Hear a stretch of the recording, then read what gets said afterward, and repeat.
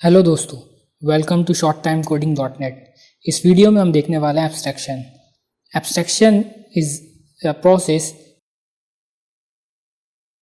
which is used to hide internal implementation and showing details.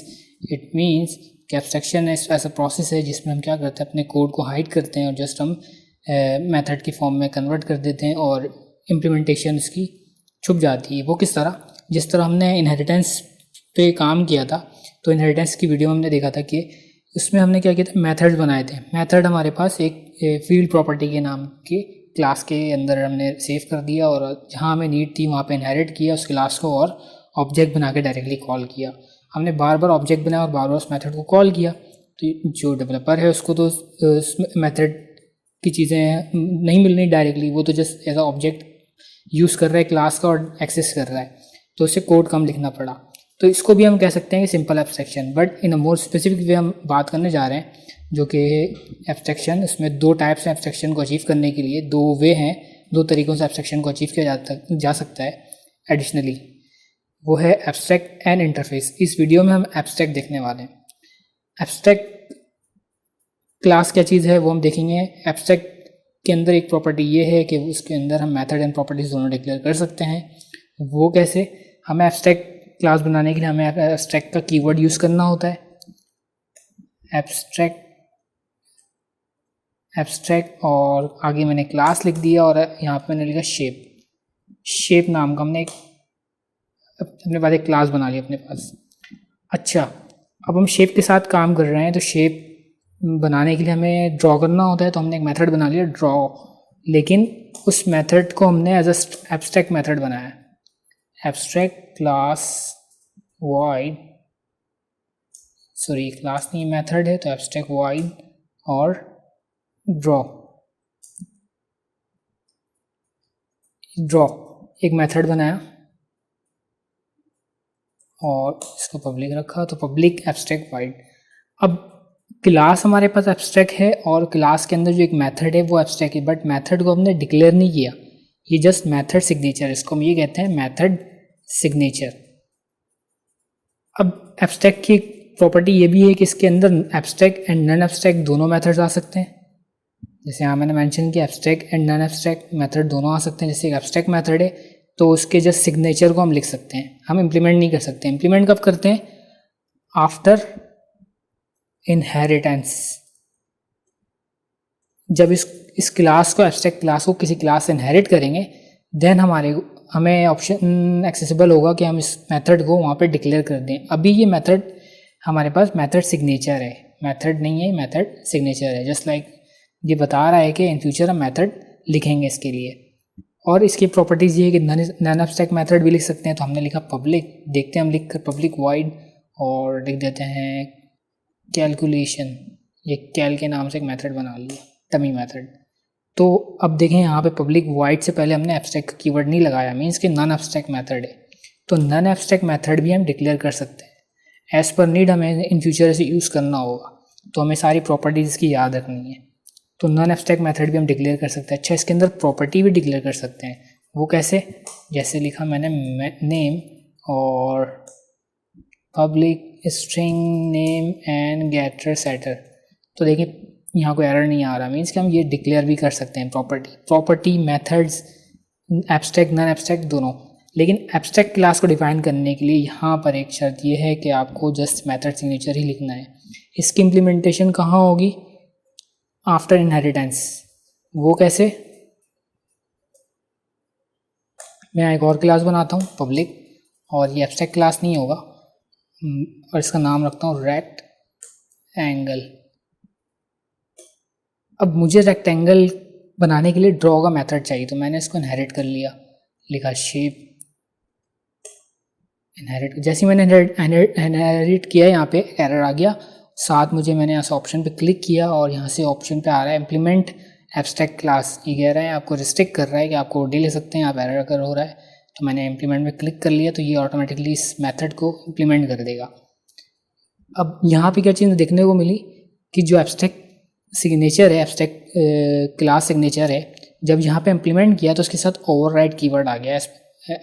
As previous वैसे हमने देखा था कि जब हम वर्चुअल मेथड बनाते थे उसे ओवरराइड करना होता था मेथड ओवरराइडिंग में।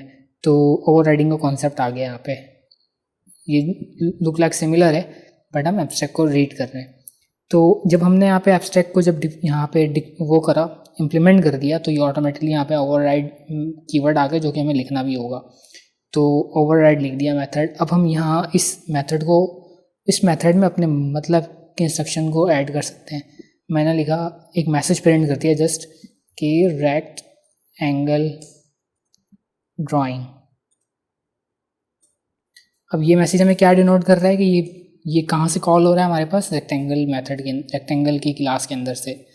अगर इसी तरह सेम एक और क्लास बना लूँ और उसको मैं नाम रख दूँ सर्कल, और उसमें भी मुझे ड्रॉ मेथड चाहिए, क्योंकि अभी तो इस ड्रॉ मेथड में कुछ भी नहीं है बट इन फ्यूचर हो सकता है कि, और हमने यहाँ पे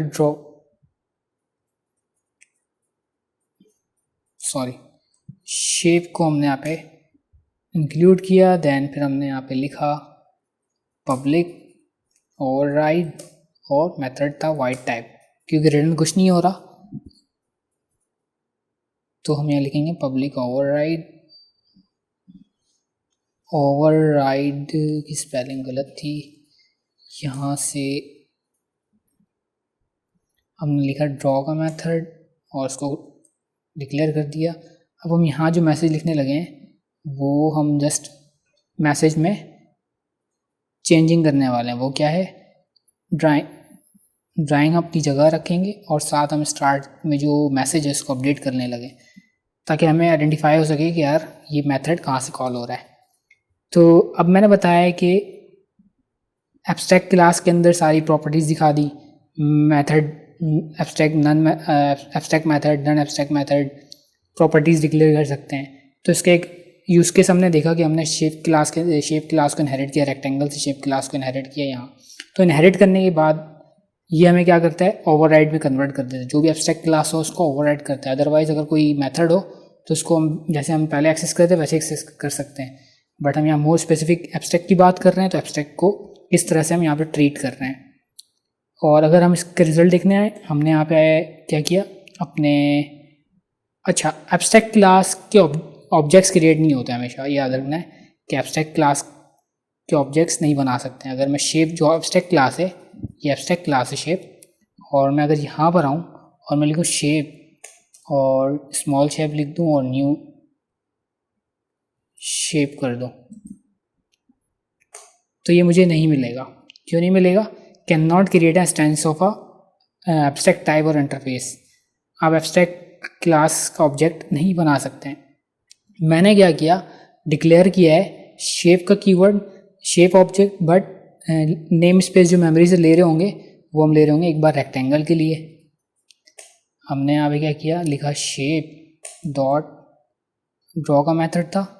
अब यहाँ पे जो ड्रॉ मेथड चलेगा वो किसका चलेगा हमारे पास, रेक्टेंगल, क्योंकि पहले हमने डिक्लेयर इनिशियलाइज़ किया किसके लिए किया हमने, रेक्टेंगल के लिए। तो हमारे पास शेप डॉट ड्रॉ में क्या आएगा हमारे पास, इसको मैं रीड लाइन करता हूँ ताकि हमारी स्क्रीन होल्ड हो जाए, रीड लाइन, और मैं इसको रन करता हूँ तो हमारे पास जो हमारा रिजल्ट आएगा वो आएगा रेक्टेंगल ड्राइंग। नेक्स्ट, इसके बाद हम साथ साथ ये इसका रिजल्ट देखते हैं।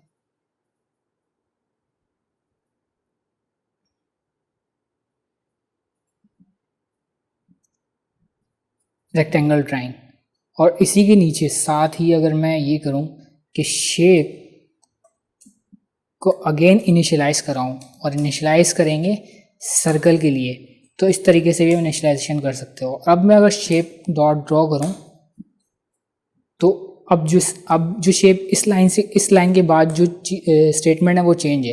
अब यहाँ पे जो शेप की इनिशियलाइजेशन है वो है सर्कल टाइप, तो ये सर्कल के मेथड को लेकर आएगा। अब मैं अगर कंसोल करूँ तो 1 टाइम रेक्टेंगल और 1 टाइम सर्कल प्रिंट हुआ हुआ नज़र आएगा। तो दिस इज़ अ एब्स्ट्रैक्ट। और एब्स्ट्रैक्ट को याद ये भी रखना है कि एब्स्ट्रैक्ट हम यूज़ इसलिए करते हैं अक्रॉस द एप्लीकेशन, जब सिमिलर फंक्शनलिटी की नीड हो तो ही हम एब्स्ट्रैक्ट को यूज़ करते हैं। क्योंकि C# के अंदर हमें मल्टीपल इनहेरिटेंस प्रोवाइड नहीं किया गया। तो मल्टीपल इनहेरिटेंस के लिए फिर हम इंटरफेस को यूज़ करते हैं। तो जब कॉमन फंक्शनैलिटी हो तो हम क्या करेंगे, एब्स्ट्रैक्ट क्लास बनाएंगे और एब्स्ट्रैक्ट के अंदर चीज़ें रखेंगे।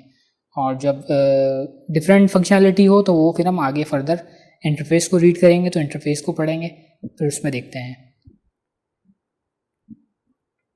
यहाँ तक के लिए इतना ही, मिलते हैं नेक्स्ट वीडियो में। Thank you for watching.